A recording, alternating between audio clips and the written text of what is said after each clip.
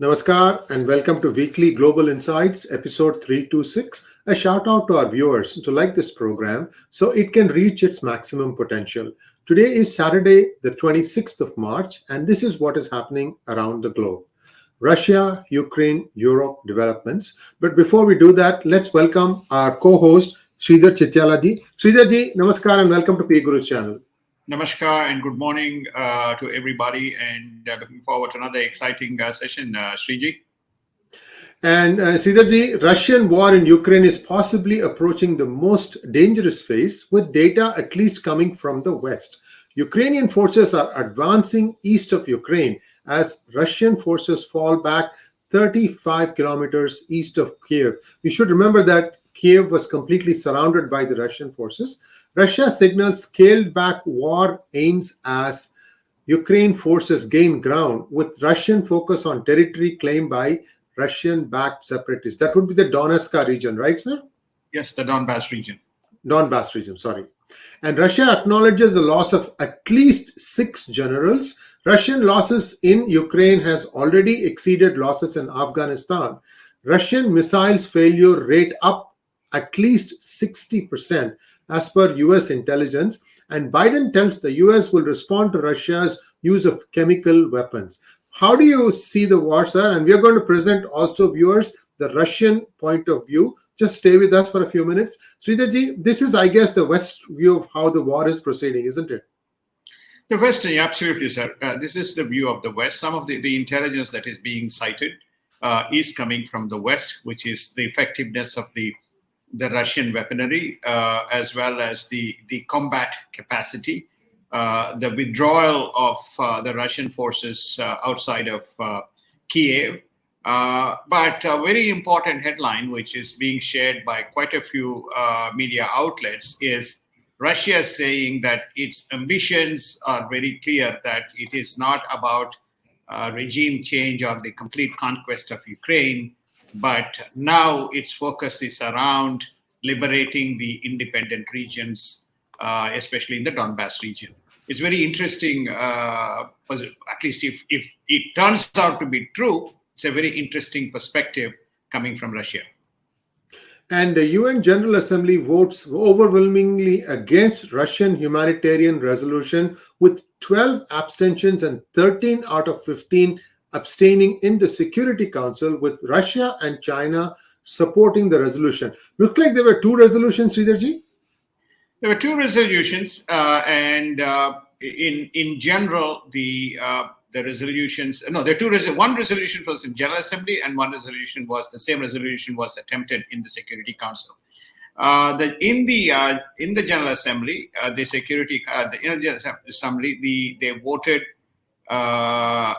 for the resolution, which means acknowledging Russia's invasion of Ukraine and asking Russia to immediately cease hostilities and withdraw from Ukraine, and commence discussions for ceasefire.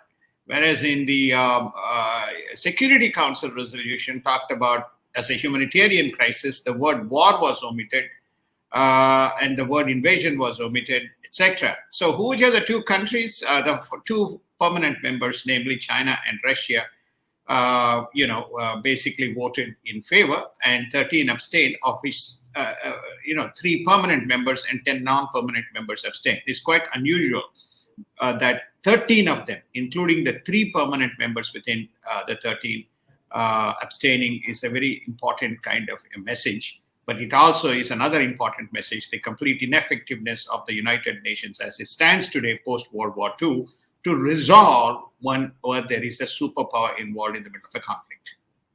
And UN sees evidence growing of Mariupol mass graves. Israel votes for UN resolution demanding Russia end the Ukraine war. Mass graves, oh my goodness. So now is Russia lashing out at the city of Mariupol, Sridharji? Well, Russia has been lashing out at the city of Mariupol. I think we have seen the hospital being one of the targets. I think now the latest is a theater being one of the target. The mass graves that they are alluding to, possibly, some casualties from the combat, usually when people bury in a hurry, you have mass graves. So that's a reflection of excesses, and people want to cover up the situation. It'll be interesting to see what comes out, because what we are seeing is anecdotal and initial pieces of evidence that is coming out. Now, this is quite serious because it is coming from United Nations. It is not coming from any Western kind of nations. So what exactly has happened in Mariupol, which is going to be the centerpiece of the investigation around war crimes, okay, more than Kiev or any other place, Mariupol is going to be the centerpiece of evidence. We have already reported, and everybody kind of took a different view, but you can then immediately after what we talked about, media started to report, which is namely that there is going to be a formal war crime, and with Mariupol as the centerpiece. Now, just the evidence that we are pointing out is the United Nations now reporting that they are beginning to see the mass graves. And both United States and Japan impose further sanctions on Russian businessmen and businesses. Biden makes the case for Russian suspension from G20. Both Biden and NATO warn China of Russian aid and potential damage to Western alienation. Biden visits Polish border to speak with refugees, and US also to take in 100,000 Ukrainian refugees. Biden tells US troops that they are fighting for democracy. He tells Polish president and the refugees that the West is united against the Russian invasion. Finland suspends train connections to Russia. NATO to further enhance their forces in borderline states of Poland, Bulgaria, Romania, and the Baltic states. Sridharji, all these things point to further squeezing of sanctions against Russia, isn't it? It is. There are three important measures. First and foremost is the defense and offensive capabilities in the eastern border. So it's very clear that the eastern border states have been, most of them are NATO states, have been strengthened. That's number one. Second, they're also sending a clear message that there will be a response in the event Russia chooses to expand this war. That's the second message. The third message that is coming out is that sanctions are going to be further expanded, so the news tightens around broad economic assets of Russia, ranges from businesses to individuals to industries, let alone some of the key government officials. That's the message that is very clearly coming out, Sriji. And now let's take a look at it from the Russian perspective. Russia tells EU it will only accept rubles as payment for their natural gas and oil. Kremlin asserts the war plans are going well and according to plan. Russia says its missiles destroyed fuel depot outside Kiev. Lavrov says Russia facing total war from the West. Medvedev tells that 75% of the Russians support special military operations in Ukraine. The northern city of Chernihiv is effectively cut off by Russian forces, says the local governor. Russian ambassador to Syria tells media that Israel is provoking us to react. Russia outraged at expulsions of Russian diplomats and threatened consequences. So these are all the different things different ways in which Russia is seeing the war. Sridharji, Russia acknowledged the generals have died? Well, I think there are at least a couple of media reports. One of them still is out there, which is an acknowledgement that it has lost generals. One of the media reports has been pulled out. The media report is no longer available. The fact is that now at least there is some evidence that Russia has lost generals around, more specifically around the Black Sea and the Mariupol, the attack around the Mariupol. We also have a satellite image of one of the Russian ships being sunk by the Ukrainian forces. So there is, to that extent, there is acknowledgement and there is data available from the Russian side. But Russia is very clear. And you can see Medvedev, the former Russian leader, also acknowledging that the whole Russia is behind this, and they want to make sure that the Russian security is preserved They have the people's support. They have the army support. It is true that the Russian missiles destroyed an ammunition depot outside of Ukraine, outside of Kiev. They are saying very clearly that this is a unified, especially Lavrov. Lavrov's statements are formal and official. He's a diplomat. He gets in front and talks to people, and he is saying, okay, this seems to be a unified attack against Russia. Unprovoked is are his words. So definitely the pain is being felt. If one wants to read, everybody has access to information and so on. All one needs to do is look at the Chelsea owner Abramovich, the consequences he is facing. He had to take 2 of his mega yachts into Turkey, but several of his yachts have been seized. Also, his venture capital investments now are not accessible on the internet. So it's very interesting that you are seeing actions both from the Russian business as well as on the political side. Russia stands gung-ho. It says it has achieved its military objectives. It's well on its way to achieving its military objectives. And let's take a look at the same thing from a Ukrainian perspective. Zelensky, while pleading for more aid with NATO, drops the plea for NATO no-fly zone and expedited EU membership. Ukraine posts video of Russian nuclear workers criticizing Moscow.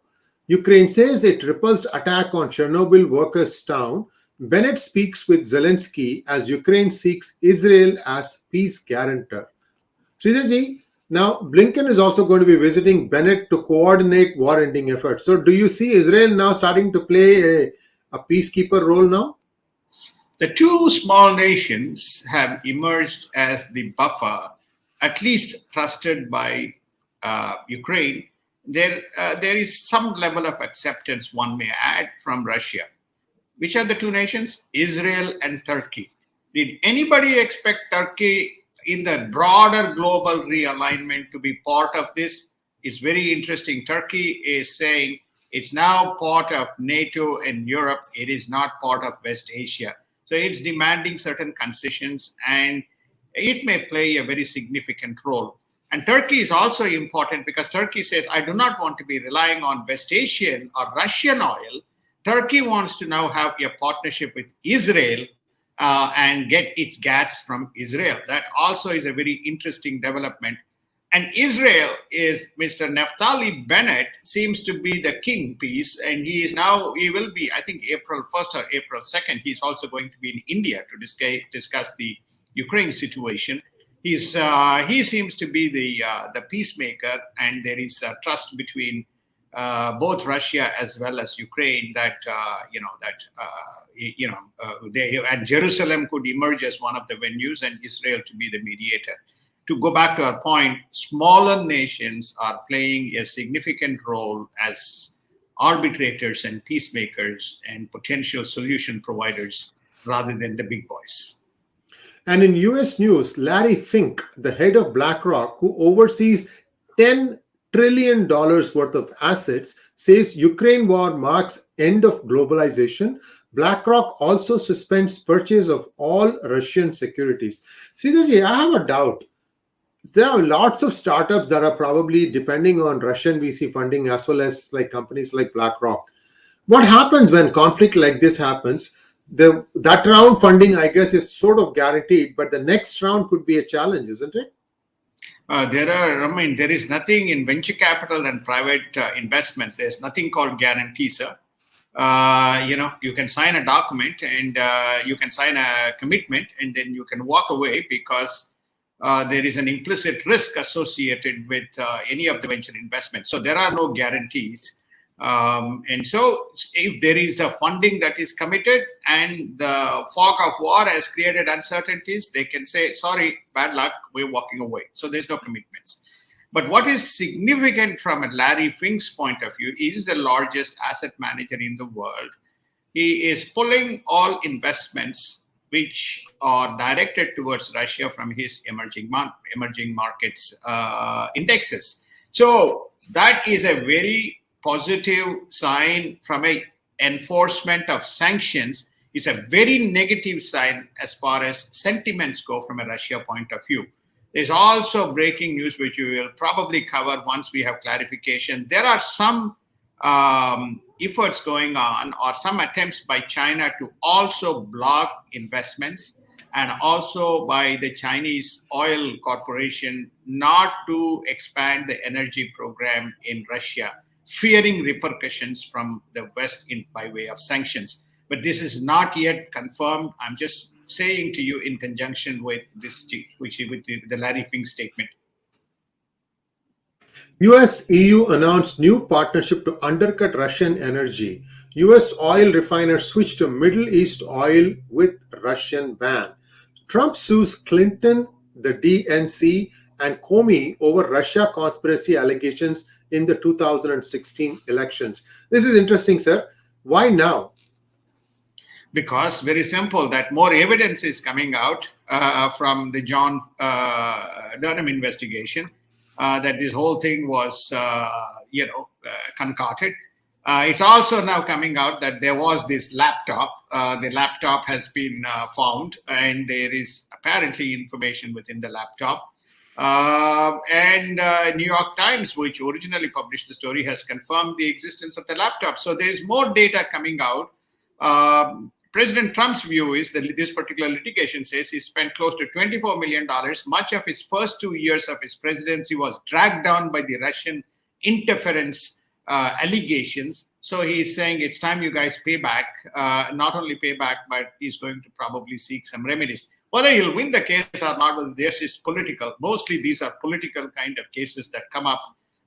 More truth and more revelations will happen. Each side will fight. We are in the middle of elections. 2022 is midterm elections.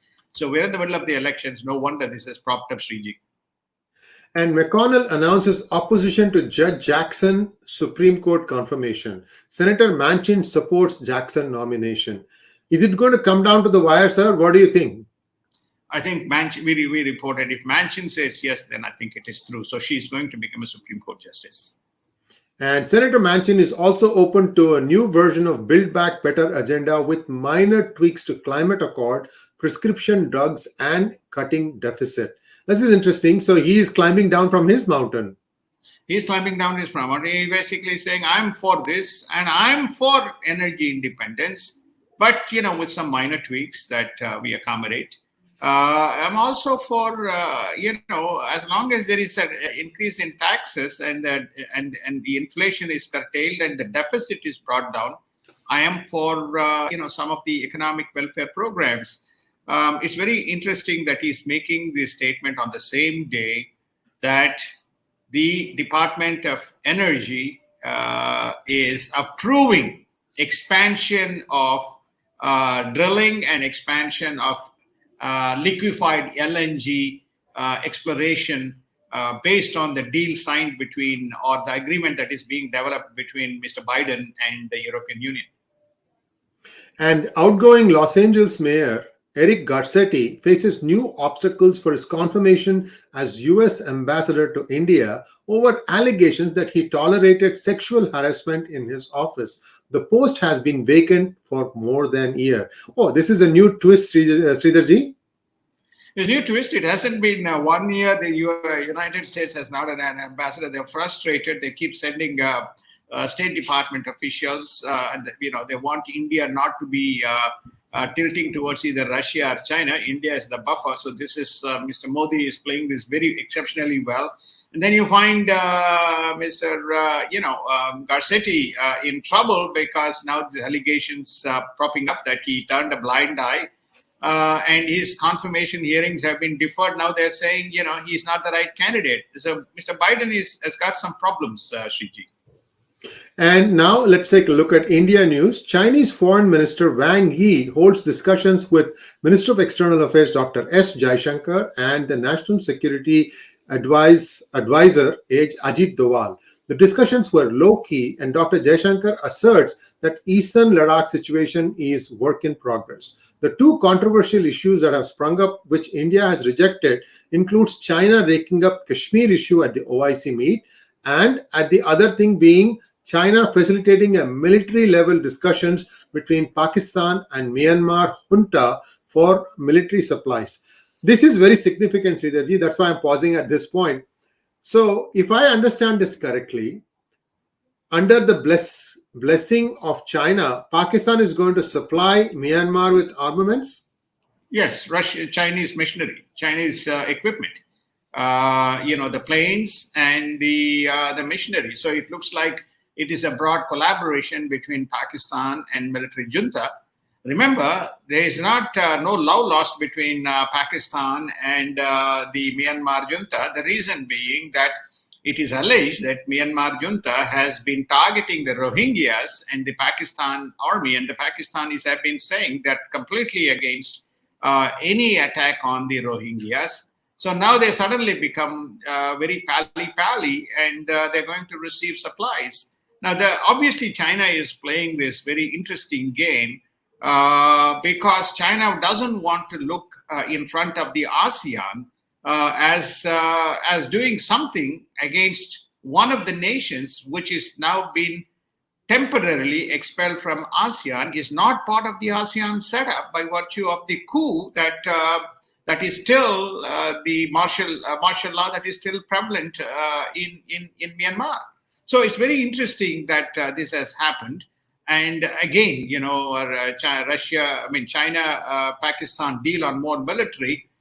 Wang Yi cannot go to India with the hope that he's going to receive, a red carpet on the back of this. By the way, he also visited Afghanistan prior to visiting India. So it's interesting that I'm sure India has a lot more intelligence and data. And both Wang Yi is very well known to Ajit Doval as well as Dr. Jaishankar. So very interesting developments. And I think it's very good to see India taking a very assertive diplomatic as well as policy step as far as China is concerned, and telling Chinese, look, you can't hoodwink us.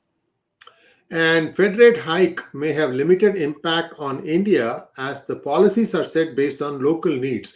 Moodys trims India's GDP growth forecast for the calendar year 2022 to 9.1% from 9.5%, and the inflation forecast to 6.6% for 2022 and 5% for 2023 calendar years. All this is good news for India, Sridharji. I think it is not as bad as was originally thought, isn't it? It's not as bad as originally thought. I think that we just want to make one technical point. Moodys and the general GDP data is reported by calendar year 2021, 2022, 23. But many nations report their GDP data based on their fiscal calendar. India's that is different. Calendar, yeah, that is India's. So whenever we report FY22, FY23, that's the fiscal year 22, fiscal year 23, which varies from the calendar year. So India's GDP is poised to cross, the 3 trillion back in 2022, calendar year 2022. I think they finished around $2.9 trillion in calendar year 2021. So a 9.1%, is a pretty good outcome as far as India is concerned. And India is doing exceptionally well, especially on the export side of the business. And in Asia news, the confirmation of Solomon Islands talks with China on security puts the Chinese PLA 1,700 miles close to the northeast of Australia. This has caused alarm in both Australia and New Zealand. Shanghai becomes China's COVID epicenter as cases rise. EU companies plan to leave Hong Kong over COVID controls. Sridharji, this COVID has again reared its ugly head in China. Basically, the population is unvaccinated, sir. Both their vaccines are just placebos. There's hardly one can comment. It seems like they're going around in circles.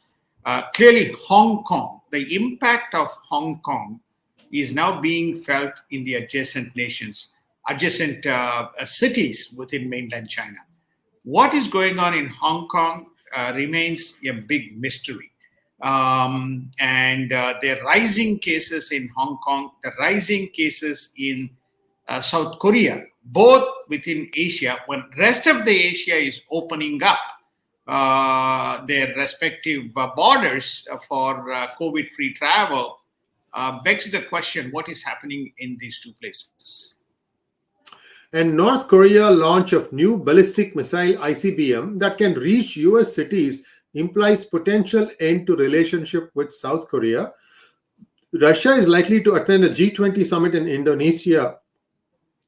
Jokowi, the Indonesian president, while condemning war, is not in favor of sanctions. In West Asia, world distracted with Russia, Ukraine, the Houthis, Saudi skirmishes continue, with Yemeni rebels claiming attack on Aramco facility after reports of a huge fire. Sridharji, this Yemen conflict has been going on for several years. People have been saying that it is being supported by outside countries. I also thought at one point of time a retired Pakistani general was leading a mercenary force there to help the Saudis. How do you see this thing, sir? Is it ever going to end? No, it's not going to end because there seems to be, to put it in a very blunt manner, an issue from one of the royalty members within the broader Saudi diaspora. I don't think this is going to come. This is an ethnic conflict. Unless there is a major division within Yemen, you're going to see Iran, foreign nations, as well as the Saudis playing it out. The border is pretty close, and there's some very easy targets that the Houthis can pick up and target. You can have all kinds of shields and so on, but they can pick up easy targets. So this thing will go on, very similar to some of the other lingering issues around the world. And in markets closed marginally higher as indices finished with second week of gain. Russia contemplates selling oil and gas in Bitcoin as the sanctions come into effect. Bitcoin edges upwards towards $45,000. US 10-year T-notes yields rise to 2.48%, signaling signs of rising rates. So the rates are going to go up, which means the housing prices will start coming down. And would that also affect inflation, sir? Do you think this news licenses given by the US, how soon do you think those things will come online? Basically, tell us how you think the market's going to react for the next few weeks. The markets, usually the markets, there is a shift, especially as the rates rise. The markets will shift from growth to value stocks. And that's what you're going to see. The fact that the market's continuing to guide it in positive, we have seen second week of gains, means that the markets are calibrating in the rate hikes. They have been waiting for the rate hikes for a long time. So we're not going to see extraordinary growth that we saw in 2020, 2021, but we will see a modest growth in both S&P as well as the Dow Jones index rises. Small cap stocks do typically well in this area. So we're going to see the growth in the small cap stocks. With regard to the construction sector, I think we will begin to see the tapering of the construction sector. Construction sector has also been plagued by supply chain logistics issues. I think there's a fair amount of activity that took place in 2020, post-COVID 2020 and 2021. But we may not see the same levels of activity. But it is not a doom. The rate rise was expected. We have had from almost since 2019. So I see markets, responding reasonably well. Bank stocks will do very well. The technology, especially around the chip, microprocessors, the chip stocks are going to do well as the demand goes up. EV and EV battery stocks are going to go up. And Warren Buffett made a big investment in one of the energy companies that just basically tells you that I think Mr. Biden is going to basically wink and displease his climate accord people and say, look, I got to expand gas and I got to expand oil so that I can try and regain some momentum that I've lost on the foreign policy. And the EU-US deal, they're going to have a EU rep and a US rep as part of a task force to manage this. Augurs well for the energy industry, sir. So that is my overall take on the markets. Thank you very much, Sridharji. Thanks for watching, viewers, and do like, share, and subscribe to our channel. And don't forget to click on the bell button. Namaskar. Namaskar. Thank you so much. Have a wonderful weekend.